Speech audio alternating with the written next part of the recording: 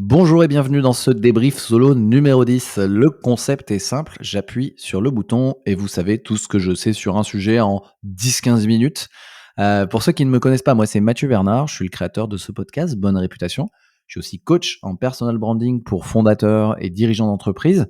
Je les aide sur leur positionnement, sur leur stratégie de communication et sur l'exécution aussi, c'est-à-dire comment produire par exemple des posts LinkedIn qui génèrent de l'engagement, de l'autorité. Et je les accompagne depuis 3 ans. Ça fait 3 ans, j'ai accompagné environ 110 personnes. Et en fait, tout le monde a les mêmes problèmes. Je passe ma vie à me répéter. Et donc, l'idée dans ces petits épisodes de podcast courts, c'est que je répète en fait de manière concrète et efficace. Je vous partage de manière concrète et efficace ce que je répète toute la journée. Et donc là, c'est parti pour un sujet stratégique puisqu'il concerne vraiment tout le monde qui veut créer du contenu en tout cas. C'est le sujet du mix de contenu. C'est l'idée, c'est qu'en fait, moi avec mes clients, on fait généralement de la visibilité, ça, c'est ce que tout le monde veut. Donc on fait entre x5 et x10 en visibilité avec mes clients, ça dépend de leur point de départ. Et l'idée, c'est que la visibilité soit pas juste de la visibilité pour rien, c'est qu'on génère de la visibilité qui fasse aussi de la crédibilité et de l'intention d'achat. Par exemple, certains clients sont invités dans des gros podcasts, signent des opportunités. Et donc, pour ça, je vais vous donner le mix parfait de contenu qui permet stratégiquement de générer visibilité, crédibilité, intention d'achat.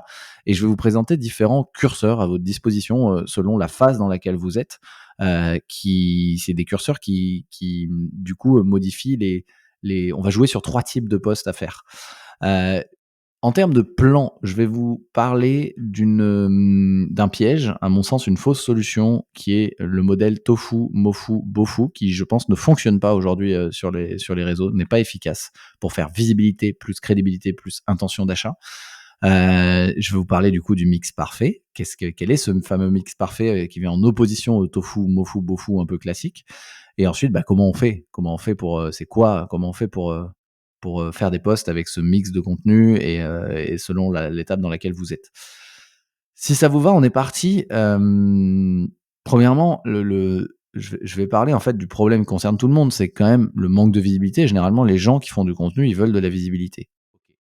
Super. Et donc, ils vont vers la solution la plus facile, celle qui a été largement expliquée, qui marche sur des tunnels d'acquisition notamment, qui s'appelle le tofu, mofu, bofu, mais qui est assez mal comprise en création de contenu.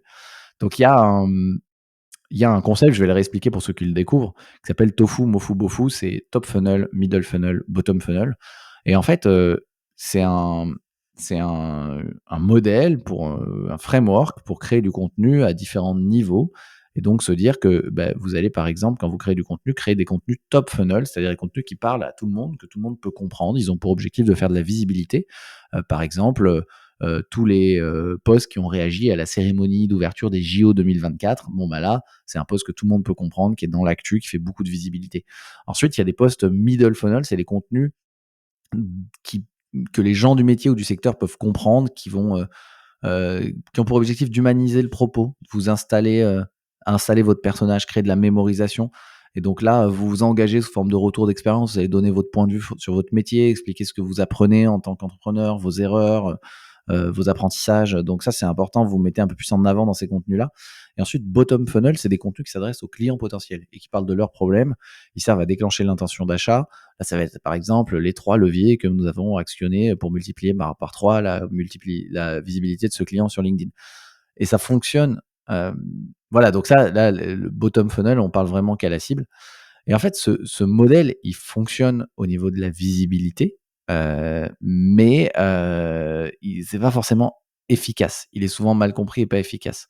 Pourquoi? Parce qu'il pousse, en fait, à créer des contenus top funnel très éloignés du domaine d'expertise pour faire de la visibilité. En fait, je parlais des top funnel, réagir, à la cérémonie d'ouverture des JO, c'est très efficace pour faire 10 000 likes. Le chien que j'ai perdu, que j'ai accueilli, ça peut faire 10 000 likes. Le coup de gueule sur la dernière dinguerie d'Elon Musk, voilà, c'est un sujet chaud, ça va faire des likes. Mon avis sur tel ou tel conflit ou la paix dans le monde, voilà, tout ça, ça peut faire des millions de vues, mais en fait, c'est pas vraiment qualifié. Et c'est pas efficace et ça participe à ce qu'on appelle la Facebookisation de LinkedIn, où c'est un peu le comptoir du commerce, tout le monde donne son avis sur, l'actu ou le dernier truc un peu politique, un peu chaud et en fait, ça n'apporte aucun business puisque souvent c'est pas vraiment aligné avec votre expertise et donc ça donne des gens, moi, qui viennent me voir et qui disent: «Beh, je fais beaucoup de likes et de vues, mais LinkedIn m'apporte pas de business». Bah oui, parce qu'en fait là, il y a pas une bonne stratégie. Donc le truc, c'est que je vais, vous présenter un mix de contenu qui est un peu différent du tofu, mofu, bofu, qui est travaillé plutôt par type de poste pour être vraiment efficace. Et donc, voilà, petit rappel avant de travailler le mix de contenu, avant de parler du mix de contenu, c'est que la réussite d'un poste, elle ne dépend pas uniquement de la qualité du poste, mais de l'autorité de celui qui le poste. Et donc, c'est très important de se rappeler que la jauge d'autorité, c'est le nombre de personnes qui te suivent parce que c'est toi. On la juge pas au meilleur souvent, mais au pire poste. Et donc, je m'explique. Moi, par exemple, mes pires posts font entre 50 et 70 interactions. Je sais que j'ai ces interactions. Le post était mauvais, mais j'ai 50-70 interactions parce que les gens me suivent, parce que c'est moi, parce que je leur ai déjà apporté beaucoup de valeur par le passé. Et donc, bon, allez, ils me soutiennent. Bon, allez, c'est pas un super post cette fois, mais on aime bien Mathieu. Globalement, j'ai toujours on va dire, un pool de gens, un groupe de gens qui doit faire à peu près 300 personnes qui me soutiennent. Et donc, ils voient pas tous mes posts, mais globalement, même quand je fais un mauvais post, j'en ai quelques-uns qui interagissent et qui me soutiennent. Et ça me permet de mesurer ma jauge d'autorité. Il y a 2 ans, quand je faisais un mauvais post, ça faisait 10 likes. Aujourd'hui, ça fait 60 likes. Voilà. Et donc ça, c'est important de se mémo, de garder en tête que ça, il n'y a pas de hack, il n'y a pas de raccourci. Cette fameuse autorité, elle vient de l'activation répétée de 3 leviers psychologiques. C'est la confiance, la mémorisation et la preuve sociale. Plus vous avancez dans le temps, plus vous répétez, plus le temps est votre ami. Et donc cette autorité, elle se décrète pas, elle se construit. Et donc, ben là, je vais vous parler d'un mix de postes qui permet à la fois de faire de la visibilité et de construire l'autorité, sachant qu'au début, si vous n'avez pas d'autorité, il n'y a pas de hack. Il faut juste ramer un peu. Ce mix de postes, c'est 3 types de postes. OK? Je vais parler de 3 types de postes et ensuite je vais expliquer comment les imbriquer ensemble et donner des exemples. C'est un expertise métier. Et donc là, l'objectif, c'est crédibilité et confiance, donc autorité. 2, les postes de type personal branding ou marque personnelle, objectif mémorisation et connexion, voilà, les gens qui vous suivent parce que c'est vous. 3, les postes que j'appelle actu ou comme entreprise, objectif, c'est donner de la preuve sociale et déclencher l'intention d'achat. Je vais donner quelques exemples. Les postes expertise métier et secteur, donc qui ont pour objectif la crédibilité, la confiance, l'autorité. Là, c'est les postes dans lesquels vous partagez vos insights exclusifs sur votre expertise. Ce qu'on peut trouver que chez vous, qu'on ne trouverait pas sur Google ou ChatGPT. Là, vous pouvez répondre aux objections que vous entendez le plus souvent chez vos clients avec des exemples concrets. Partager les meilleures méthodes et ressources pour répondre à un problème de vos clients sur votre domaine. Partager votre veille de vos meilleurs contenus sur le sujet. Globalement, c'est des postes vraiment experts où vous pouvez prendre 2 postures, soit une posture haute de type analytique, analyse de ce qui se passe du marché, des grandes tendances, des acteurs, soit une posture plus basse, comment faire. Vous expliquez vos modèles de pensée, vous expliquez vos méthodes et vous dites comment faire. C'est 2 postures qui sont intéressantes pour les postes autorité, métier. Hem, Ça, c'est pour le premier levier. Et ce qui est intéressant, oui, je termine là-dessus, à l'intérieur de ces postes experts, pour moi, là, c'est intéressant de raisonner en tofu, bofu, mofu. Mais à l'intérieur de ces postes experts, c'est-à-dire que moi, par exemple, ma problématique, mon sujet, ma thématique, c'est le personal branding. J'ai une thématique transversale et à l'intérieur de mes postes experts, je l'adresse à différents étages. C'est-à-dire que parfois, je vais faire un post sur, heu, hem, un post que tout le monde peut comprendre. Tiens, dernièrement, j'ai fait un post sur Didier Deschamps et en fait, c'était un post sur, les haters. Voilà, là, c'est quelqu'un de connu qui a beaucoup de haters quand ça va mal en équipe de France et cetera et quand ça va bien, il est adulé. Bah, en fait, j'ai fait un post sur Didier Deschamps, ça c'est un post stop funnel parce que tout le monde a son avis sur Didier Deschamps et en plus je l'ai fait dans un timing, d'un match, d'une défaite de l'équipe de France. Donc bon timing, personne que tout le monde connaît. Ça m'a permis d'adresser le sujet des haters à partir d'une personnalité connue. Et donc là, je parle d'un truc que tout le monde, je parle de personal branding finalement, mais à un niveau que tout le monde connaît, que tout le monde peut s'approprier. Et donc ça, c'est top funnel dans ma thématique d'expertise. Et donc ça, voilà, je vais parler des grands leviers de la psychologie humaine, des grands principes marketing qu'on voit partout. Ça, c'est mon top funnel à moi dans mon expertise. Après, middle funnel, je peux parler des fondamentaux du personal branding et par exemple, les grands principes, les grands, par exemple, les grandes techniques de copywriting à utiliser pour générer de l'influence. Et ça peut être sur tous les canaux. Et voilà, c'est un truc qui va être plutôt middle funnel que les gens, là, c'est plutôt du secteur et du métier peuvent comprendre. Et ensuite, je vais faire comment écrire des posts qui vendent sur LinkedIn. Ça, c'est mon bottom funnel, ça intéresse ma cible. Mais voilà, je suis tout le temps sur le personal branding, mais je vais l'adresser à un niveau marketing généraliste, personal branding généraliste, puis ensuite personal branding sur LinkedIn. Et donc, voilà, ça, c'est les posts expertise métier et secteur. Je conseille d'avoir une seule thématique adressée à plusieurs niveaux et qu'on peut traiter avec deux postures, posture haute ou posture comment faire. Ça, c'est juste dans l'expertise métier et secteur, en fait. Et c'est là où le tofu, mofu, bofu, à l'intérieur de ça, je pense, est intéressant. Mais en restant vertical sur sa thématique.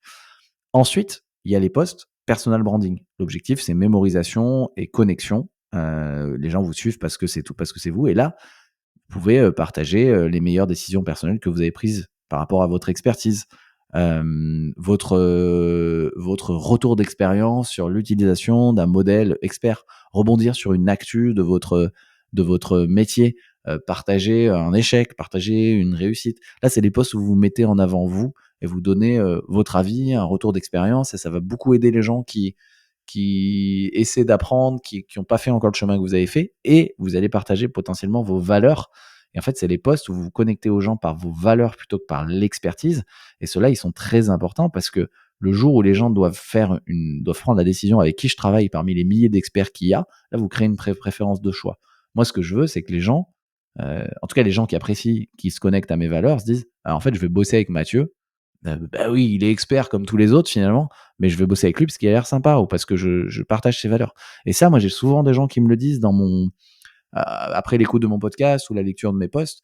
Ouais, moi, j'ai envie de bosser avec toi en fait. Et pas un autre, alors que d'autres sont aussi experts. Donc ça, c'est parce que j'accepte parfois de me mettre en avant et de partager mes valeurs.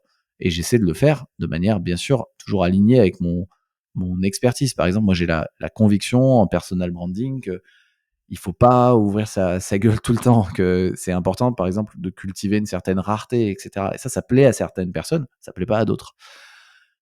Troisième pilier dans le mix de contenu, c'est la communication liée à l'entreprise et les actus. Ça, l'objectif, c'est de parler de son offre, en fait, de donner de la preuve sociale, déclencher l'intention d'achat. Et donc là, c'est les posts un peu vente. Et donc, vous célébrez la réussite d'un client historique, un accomplissement, une victoire, une recrue qui vient renforcer pardon, l'équipe sur votre expertise, un cap que vous avez passé, un résultat sur une mission sur laquelle vous bossez depuis longtemps. Mais quoi qu'il arrive, ça va être lié aussi à votre expertise. Et donc, à tous les niveaux, en fait, pour moi, il faut faire aucun compromis sur l'expertise. C'est-à-dire, vous n'allez pas parler d'un poste sur les JO, quoi, si ça n'a aucun rapport. C'est à tous les niveaux, chaque poste, que ce soit un poste expert, un poste personal branding, plutôt retour d'expérience, ou un poste comme lié à l'entreprise, il n'y a aucun compromis sur l'expertise. À tous les niveaux, on en parle, elle est transversale, de près ou de loin. Et donc, voilà, ça c'est super important. Et donc, voilà, moi je vous répète comment je fais par rapport au personal branding. Je m'autorise à en parler à 3 niveaux. Un niveau invariant du marketing et les fondamentaux de la psychologie humaine, les fondamentaux stratégiques du personal branding et du marketing d'autorité, et comment construire son personal branding sur LinkedIn. Et donc, je fais zéro compromis sur mon sujet d'expertise. Je redonne des exemples. Je vais parler de comment Cillian Murphy a réussi à devenir incontournable. Bon, bah, acteur que tout le monde connaît.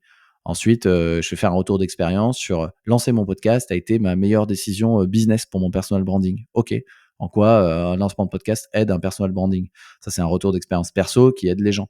Et ensuite, truc plus niché, un dirigeant que j'accompagne était bloqué à 2000 impressions, à 200 000 impressions mensuelles. On a doublé ses impressions en un mois avec 3 leviers. Et ça, c'est plus expert, mais ça parle à ma cible et c'est sur LinkedIn. J'espère que ça vous aide. Maintenant, j'ai parlé d'un mix et donc on se dit, beh, quel est le pourcentage, enfin quel est le mix que je vais faire, de chaque poste? Quel est le poids de chaque type de poste dans ma stratégie? Ça dépend de là où vous en êtes. Pour moi, si vous êtes au tout départ, au tout début, vous devez équilibrer vos types de postes avec, beaucoup de postes actu comme entreprise et le plus vous arrivez à trouver des actus, plus il se passe des choses plus vous débriefez ce qui se passe. En fait, vous avez moins d'expertise à partager si vous lancez théoriquement et surtout si vous avez aucune autorité installée, vos posts experts, vous allez prendre des bides et c'est normal. Ça veut pas dire qu'il faut pas en faire, hein. Mais du coup, là, je recommande 70 d'actu, de partage, de voilà ce qui se passe, de ça bouge et 70 d'actu, 10 d'expertise, 20 de personal brand, c'est-à-dire où vous parlez de retour d'expérience et vous débriefez ce que vous apprenez. Et là, il faut utiliser la photo dès que possible. Ça va vous permettre d'installer le personnage, de créer de la mémorisation. Ça, c'est objectif visibilité si vous démarrez. Si vous avez déjà un peu roulé votre boss, étape 2, pour moi, c'est la crédibilité. Là, vous faites toujours, je pense, 50 d'actu, mais 20 d'expertise et 30 de personal brand. OK? Là, vous commencez à faire un peu plus de posts experts. Tant pis si ça prend toujours des bides, mais c'est important de les faire et vous injectez, en fait, plus de preuves sociales, dans vos posts. Ensuite, il y a si vous êtes déjà bien avancé là-dessus, je vous conseille si vous voulez vraiment devenir l'autorité dans votre domaine, d'équilibrer vos postes, enfin, je vous conseille d'équilibrer vos postes différemment, de faire peut-être 25 d'actu, 50 d'expertise et 25 personal brand. Au moins, vous avez quand même la moitié sur vous, votre entreprise, voilà ce qui se passe, 50 d'expertise. Là, vous donnez votre point de vue fort sur votre secteur. Là, il faut prendre position de manière très, très claire. Si vous avez pour objectif de devenir vraiment leader d'opinion ou que vous l'êtes déjà, mais il faut juste le digitaliser, je vous conseille de faire juste 15% d'actu, 15% de personal brand et 70% d'expertise. Et là, vous construisez un univers unique dans l'expertise avec un ton, une prise de position, un design. Et n'oubliez pas aussi les photos qui doivent être travaillées comme des photos de leader d'opinion, en fait. Voilà ce mix. Globalement, selon où vous en êtes, il est plus facile bien sûr de faire de la visibilité avec des posts actu ou des posts retour d'expérience personal brand. Les posts experts sont toujours ceux qui font le moins de visibilité. Néanmoins, plus vous avez de l'autorité qui augmente, plus vous avez une jauge d'autorité importante, plus vos posts experts vont être suivis, likés, visibles et donc efficaces. Faut pas oublier que c'est ceux-là qui font votre autorité et l'objectif du personal branding, c'est de faire de l'autorité. La visibilité, c'est qu'un moyen. Donc au début, voilà, faut l'utiliser, la visibilité, mais faut pas s'enfermer dans que des posts personal branding avec des photos et des selfies. C'est important d'accepter de faire des posts autorité qui bident un peu au début et d'augmenter cette jauge petit à petit. C'est toujours un indicateur de votre jauge d'autorité. Ceux-là, ceux qui font les moins de likes, et vous allez voir que votre minimum de likes va augmenter au fur et à mesure. Mais il faut pas faire que ça. En gros, la leçon à retenir, c'est qu'il y a 3 types de posts. Il faut pas en faire que un de ces posts. Voilà, c'est tout pour ce débrief. Si vous voulez le recevoir sous format écrit, intemporel, actionnable, abonnez-vous à ma newsletter. Je mets le lien dans les notes de l'épisode. J'ai une newsletter entière écrite sur le sujet avec des schémas et des exemples. Donc, généralement, je fais des newsletters très intemporelles avec des méthodes. Si ça vous a plu, partagez cet épisode avec au moins une personne de votre entourage que cet épisode pourrait aider. C'est le meilleur moyen aussi d'aider ce podcast. Mettez aussi 5 étoiles ou faites-moi un petit commentaire, ça m'aidera beaucoup. Moi, mon métier, c'est coach en personal branding pour les fondateurs et les dirigeants. J'en ai accompagné une centaine à se lancer et notamment à communiquer sur LinkedIn. J'en accompagne 6 maximum en même temps. Écrivez-moi sur LinkedIn, je réponds à tous mes messages si ça vous intéresse. Il ne me reste plus qu'à vous dire salut. Ciao, ciao.